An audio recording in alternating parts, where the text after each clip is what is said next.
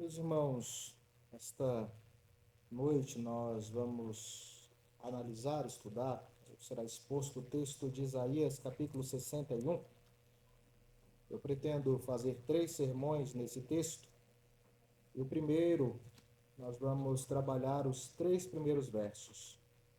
Isaías 61, do verso 1 ao verso 3,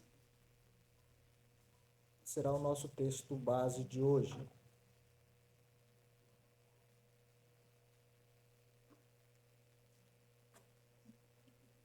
Isaías 61, de 1 a 3.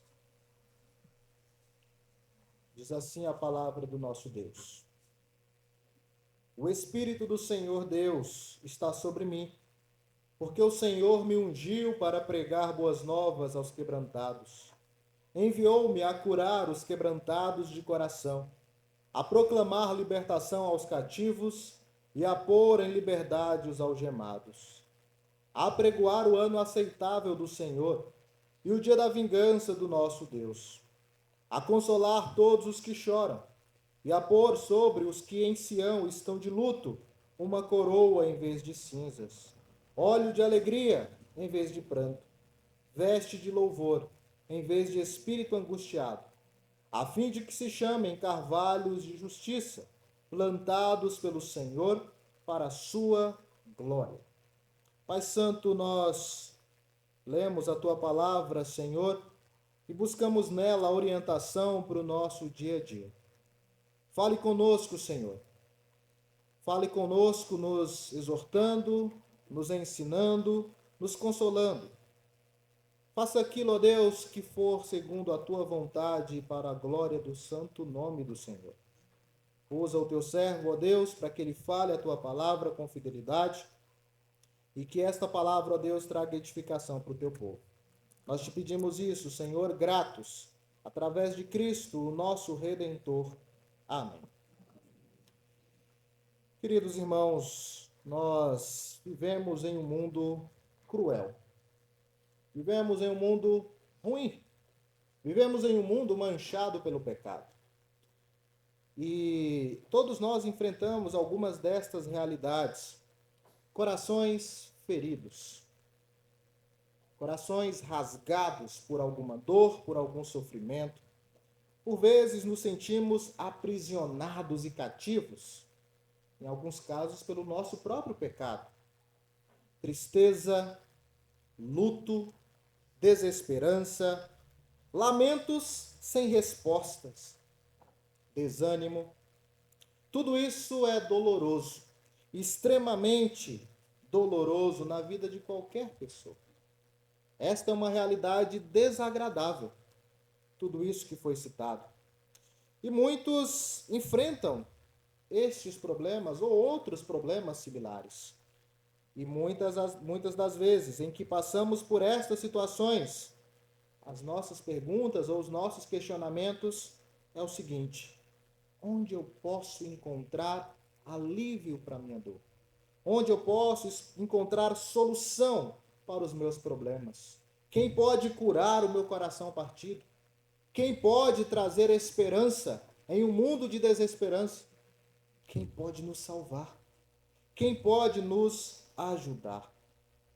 Esta realidade que por vezes nós enfrentamos não é só nossa, mas é a realidade do povo de Deus em toda a história.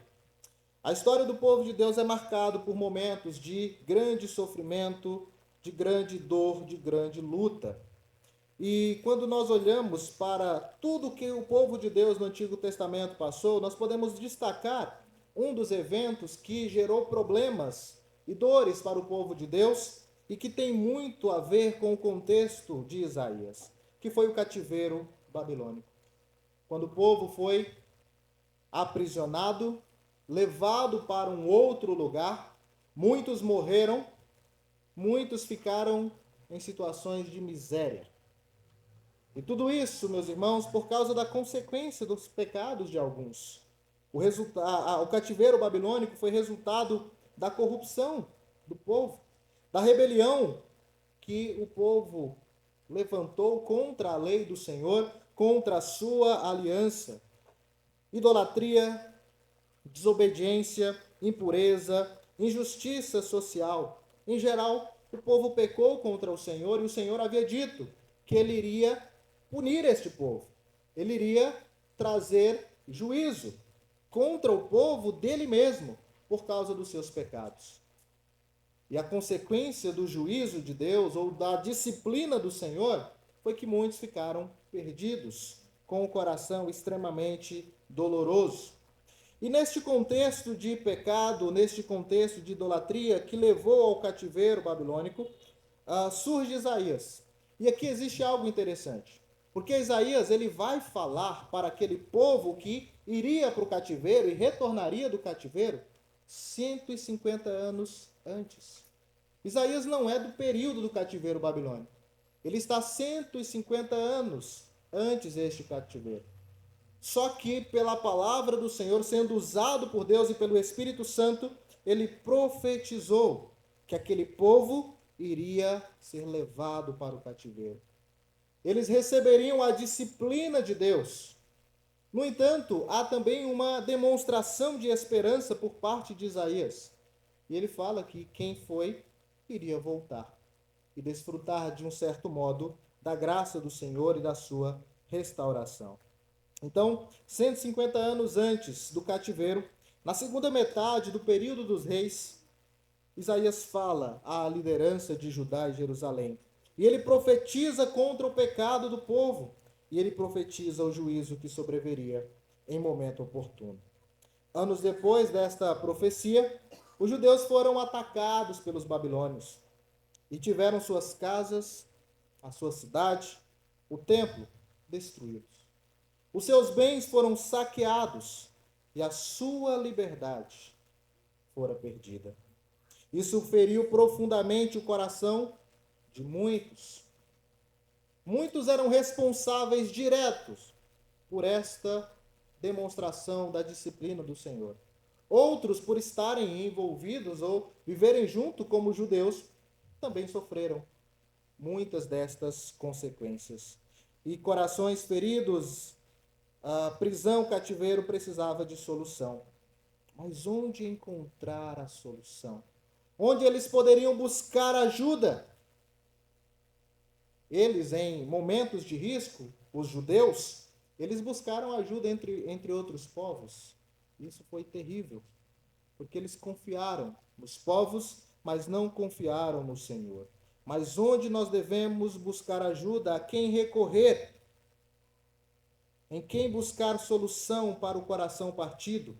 Em quem nós buscamos libertação, restauração e alegria?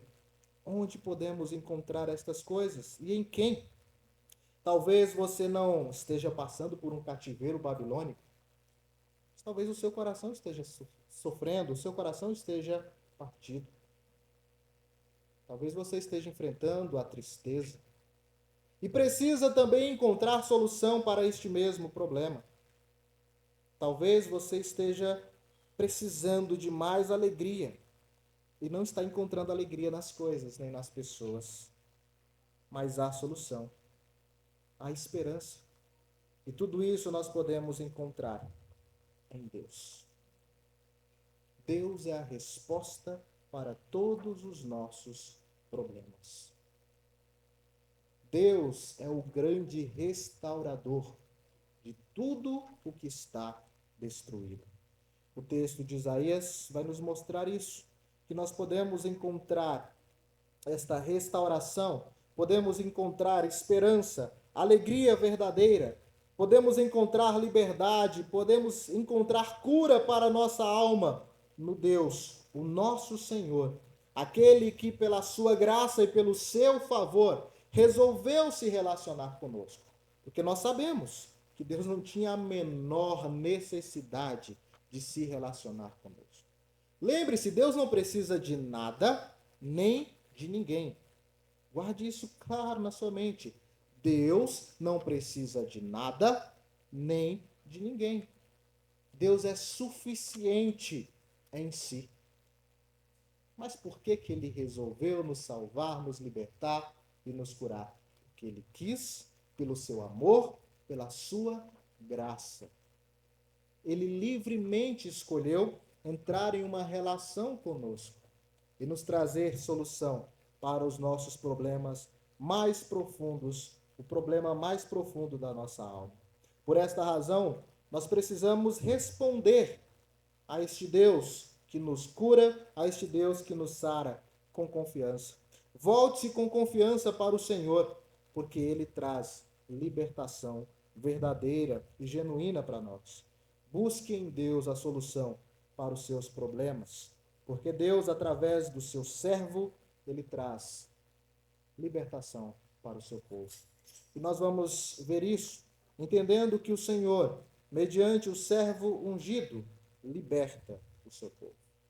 O Senhor Yahvé, o Deus da aliança, mediante o seu servo ungido, ele liberta o seu povo. Ele traz libertação, ele traz cura para o coração quebrado. Pode não parecer, mas há muita discussão com respeito a este texto, e a discussão principal é acerca de quem é, ou de quem seja, o orador, aquele sobre quem o Espírito do Senhor repousa. Então há muita discussão, mas eu não vou entrar nos termos dessa discussão e já chegar aqui a uma conclusão. E entendemos que este servo, sobre quem o Espírito do Senhor repousa, é o rei messiânico, que é prometido não só em Isaías, mas em muitos outros livros do Antigo Testamento. Isaías, ele apresenta uma construção lógica da seguinte forma: Israel, em um tempo, foi o servo do Senhor. Israel tinha uma missão muito importante, que era fazer o nome do Senhor conhecido. Eles deveriam ser luz para os gentios. Eles deveriam atrair os gentios para o Senhor. Mas Israel, ao invés de ser exemplo para as outras nações, acabou sendo influenciado por outras nações e se perdeu. Primeiro ele se divide, tornando-se reino do norte e reino do sul. O reino do norte vai para o cativeiro assírio e o reino do sul para o cativeiro babilônico. Então Israel não consegue cumprir com a sua missão de ser luz para os gentios, de atrair o povo para o Senhor. E lembre-se que essa é a nossa principal missão. A principal missão do povo de Deus é fazer o nome do Senhor conhecido. É espalhar a glória do Senhor por sobre a face da terra. Deus nos criou para isso. Deus nos criou para a sua glória. E o nosso propósito é glorificar o Senhor. Todos nós, adultos, crianças, jovens, adolescentes, todos nós que fomos criados à imagem e semelhança de Deus, temos como propósito primário da nossa vida espalhar a glória de Deus. Israel tinha também esse propósito, mas falhou. Então, em Isaías, o Senhor vai prometer, vai trazer uma promessa redentora. E em Isaías, o Senhor promete que haveria um servo diferente de Israel. O que Israel não conseguiu fazer, este servo faria. E este servo ele seria escolhido de entre o povo. Era alguém que fazia parte do povo. E ele seria fiel no cumprimento da promessa de trazer libertação ao remanescente e seria luz para as nações. Porque Israel não conseguiu fazer isso. Mas este servo conseguiria. Jerusalém, que não conseguiu ser justa, seria justificada por meio deste servo. E isto é real, porque este servo traria justiça através do seu sacrifício. Ele é o servo sofredor. Ele é aquele que cumpre o seu propósito, morrendo em favor de muitos. E nós sabemos quem é este servo. Nós sabemos quem é o Rei dos Reis, o Senhor dos Senhores. Nós sabemos quem é o Messias. Nós sabemos quem é o Cristo. É o nosso Salvador Jesus Cristo. E ele veio para fazer o que Israel não conseguiu. E agora ele nos capacita também a fazer, a ser luz para os gentios e a apregoar o ano aceitável do Senhor. Aqui vemos este ungido como um mediador, separado e capacitado por Deus para trazer libertação para o seu povo. E por meio dele, Deus trará um reino de justiça e de paz. Deus inaugurará o reino messiânico. O Espírito do Senhor está sobre mim. Sobre quem? Sobre o rei messiânico. E nós vamos ver mais à frente que este rei messiânico é o nosso Salvador Jesus Cristo. Rei, porque ele tem controle de tudo. Rei, porque ele domina sobre tudo. E Messias, porque ele foi ungido, como o próprio texto diz. Ele foi ungido pelo Espírito Santo de Deus. O Espírito do Senhor está sobre mim. E quando nós olhamos para esta realidade do Espírito ungindo, o Espírito capacitando, nós vemos o meio como Deus atua através do seu servo. Deus capacita o seu servo para a obra de libertação. E aqui nós vemos então o orador declarando: o Espírito do Senhor está sobre mim. Este Espírito não é qualquer Espírito, mas é o Espírito Santo. Vocês se lembram quem é o Espírito Santo, não é? O Espírito Santo é a terceira pessoa da Trindade. O Espírito Santo é também Deus. E o Espírito Santo é o Espírito que procede de Deus. Ele vem do Senhor, o Yahvé, o Deus que se relaciona conosco, o Deus que quer entrar em uma relação de amor conosco. Na verdade, esse Deus, ele nos amarrou em uma relação profunda e íntima. É o Espírito dele que capacita o servo para cumprir uma missão, e a missão de salvação. Este é o Espírito do soberano Senhor da Aliança, o Espírito Santo, o Espírito de Yahvé, o qual reina sobre tudo e todos e se relaciona através deste pacto. O que ele faz no texto é capacitar o servo para um grande propósito. O Espírito do Senhor Deus está sobre mim, porque o Senhor me ungiu. O Senhor capacitou.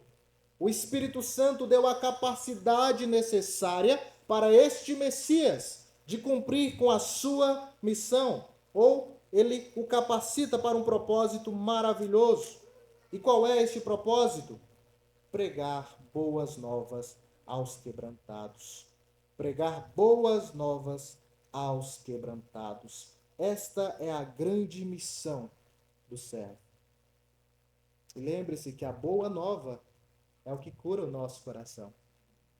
A boa nova é o que nos dá esperança. A boa nova é o que nos dá alegria. Mas que boa nova? É a boa notícia. Boa nova é uma boa notícia. Mas que boa notícia? A boa notícia de que Deus enviaria o seu Filho para morrer em nosso lugar. E através dele, nós receberíamos redenção. Nós receberíamos perdão. Nós receberíamos a graça do Senhor. Essa é uma mensagem de esperança. Ele veio para pregar boas novas aos quebrantados ou aos pobres. E aqui não significa pobres no sentido de condição financeira ou material, mas sim a todos aqueles que estão angustiados, em tribulação, por alguma razão, inclusive pecado. Boa nova ao quebrantado ou aos pobres que estão quebrados em seu coração. Essa ideia fica ainda mais clara quando o Messias apresenta o seu propósito. Ele tem um propósito magnífico. E que propósito é esse? Qual é a missão dele? Pregar boas novas aos quebrantados. Enviou-me a curar os quebrantados de coração, enviou-me a proclamar libertação aos cativos, enviou-me a pôr em liberdade os algemados, enviou-me a apregoar o ano aceitável do Senhor, enviou-me a apregoar o dia da vingança do nosso Deus, enviou-me a consolar todos os que choram, enviou-me a pôr sobre os que em Sião estão de luto uma coroa em vez de cinza, óleo de alegria em vez de pranto, veste de louvor em vez de espírito angustiado. Esta é a missão deste servo. Foi para isso que Jesus, o nosso Salvador, veio. Ele foi enviado para pregar as boas novas. Ele começa anunciando as boas novas de que ele venceria o reino do mal e traria salvação para aqueles que creriam no seu nome. E este é o propósito dele. Ele foi enviado com esta missão. E a ideia de missão é a ideia de ser enviado para algum propósito mesmo. Ele foi enviado, ele não é só capacitado, mas ele é enviado para cumprir com este propósito. O servo não foi apenas ungido, mas foi enviado pelo Senhor para uma tarefa magnífica, a tarefa de redenção. A condição na qual os quebrantados são apresentados aqui é uma condição de profundo sofrimento. De profundo sofrimento, perceba. Ele vai descrever aqueles para quem o Messias foi enviado como alguém que passa por grandes dores. Curar os quebrantados de coração. Ele veio para trazer a cola que restaura o coração partido. Se o seu coração está despedaçado, lembre-se, Deus tem o poder de restaurá-lo através de Cristo. Somente através de Cristo o nosso coração pode ser restaurado. E este povo ainda está em condição pior. Eles estão com o coração quebrantado, eles estão cativos. E veja, pode se referir aqui, a ideia, na verdade, é lembrar do cativeiro babilônico.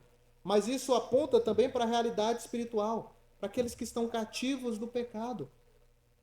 Porque a libertação em Cristo é a libertação espiritual.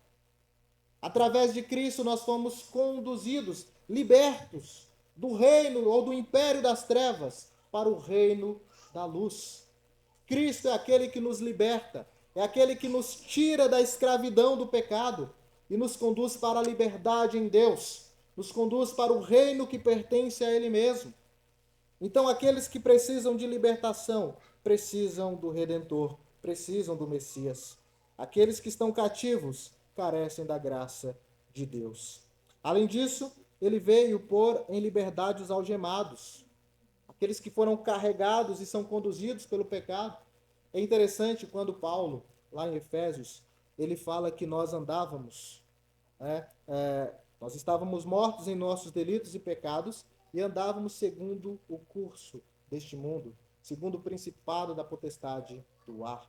Nós éramos conduzidos, a ideia ali era de ser conduzido como amarrado por correntes. Nós estávamos escravizados e éramos conduzidos pelo pecado. Fazíamos tudo aquilo que desagrada o nosso Deus. A estes o libertador também veio. Ele veio para apregoar um ano de graça, mas também um ano de vingança. Então veja, a condição na qual os quebrantados são retratados é a condição de profundo sofrimento. Eles estão encolhidos à sombra da morte, vivendo em um tenebroso funeral, precisando de consolo e de alegria. Os corações deles estavam partidos, eles estavam cativos por causa tanto do cativeiro quanto por causa do próprio pecado. Eles estavam de luto. A realidade deles era uma realidade de morte. E o servo foi ungido e enviado a estas pessoas. Ele foi enviado para proclamar libertação, cura, consolo e reverter um quadro de tristeza e sofrimento em alegria e salvação. Ele veio reverter este quadro de tristeza e sofrimento em um quadro de alegria e salvação. Só Deus pode fazer isso. Só Cristo pode realmente trazer esta grande salvação. O termo que é traduzido aqui como proclamar libertação aos cativos ou apregoar o ano aceitável do Senhor e o ano da vingança é um termo que é significativo. Ele é usado em outro lugar quando aponta para uma grande libertação que Deus traria. Lá em Levítico 25:10, quando é falado a respeito do ano do jubileu, o ano da grande libertação. No 50º ano, depois de um ciclo de 7 anos sabáticos, Deus traria liberdade à terra. Tanto à terra quanto àqueles que durante todo aquele período tivessem sido escravizados. Nesse ano, cada um tornaria as suas posses, receberia de volta a sua propriedade, os que estavam escravizados poderiam receber a liberdade. Este era o ano do jubileu, o ano que aqui é descrito como o ano aceitável, ou o ano favorável, o ano do favor do Senhor. Esse ano deveria ser comemorado com muita alegria. Então depois leiam Levítico 25 para você perceber como que deveria ser comemorado. Era um ano de muita alegria, o ano de libertação, o ano aceitável, pois nele os escravos israelitas seriam libertos e teriam de volta as suas posses originais, mas que por alguma razão, por pobreza, por ter perdido algo e precisar pagar, eles venderiam as suas posses e às vezes até a sua própria liberdade. Se está na lei do Senhor, era possível que alguém vendesse as suas posses por um tempo e também vendesse a sua liberdade. Porque no ano de jubileu, eles deveriam receber de volta e deveriam ser libertos. É importante lembrar, meus irmãos, que este ano de retorno, ou ano da liberdade, em que as propriedades elas voltariam para os seus servos ou para os seus donos de direito, elas não voltavam de forma gratuita. Havia custos.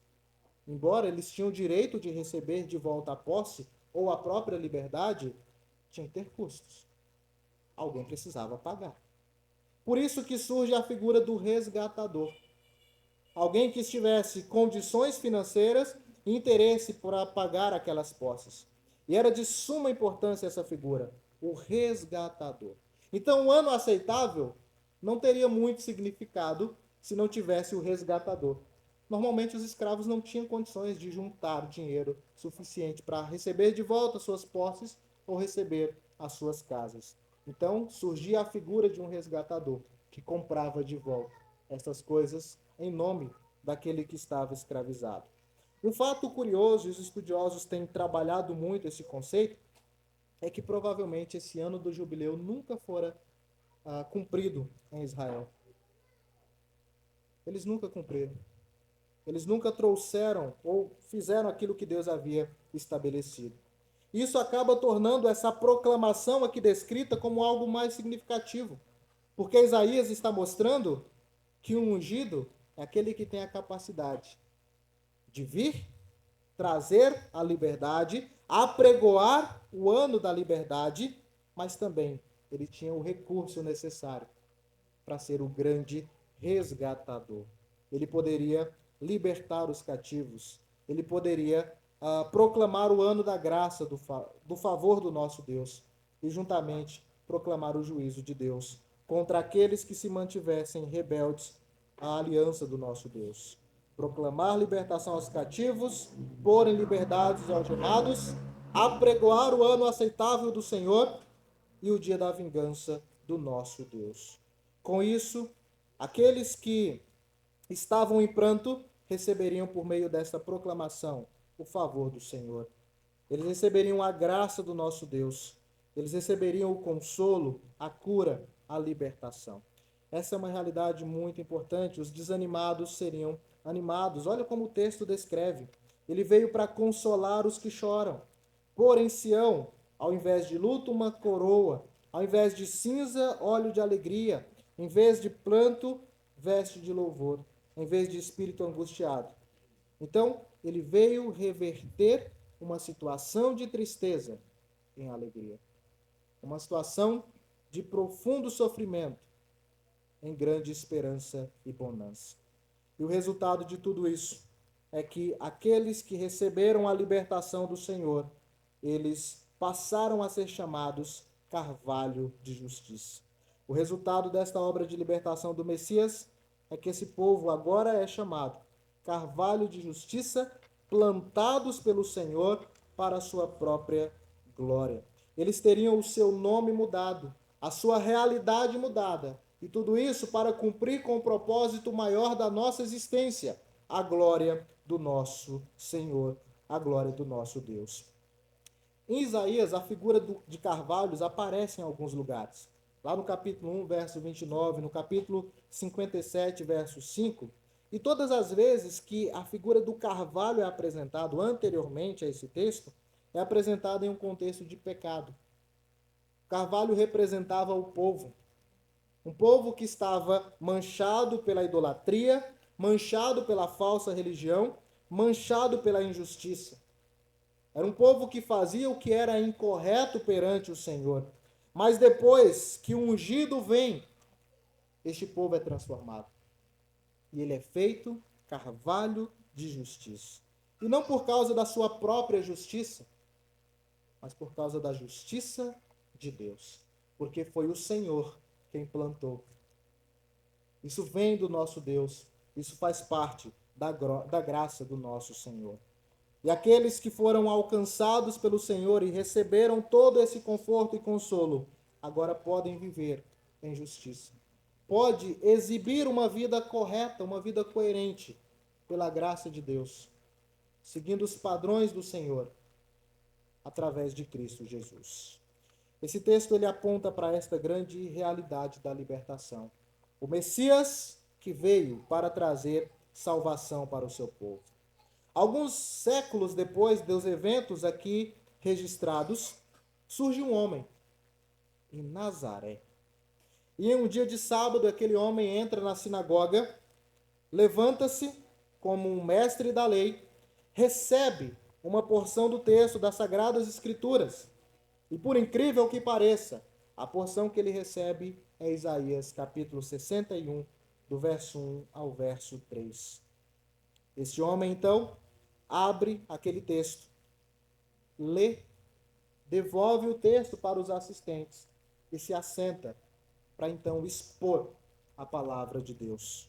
Todos ficam atentos, todos olham para ele esperando a sua mensagem ou quais seriam os ensinos que ele iria trazer através daquele texto. Então ele vai e diz a seguinte verdade: hoje se cumpriu a escritura que acabais de ouvir. Hoje se cumpriu a escritura que acabais de ouvir.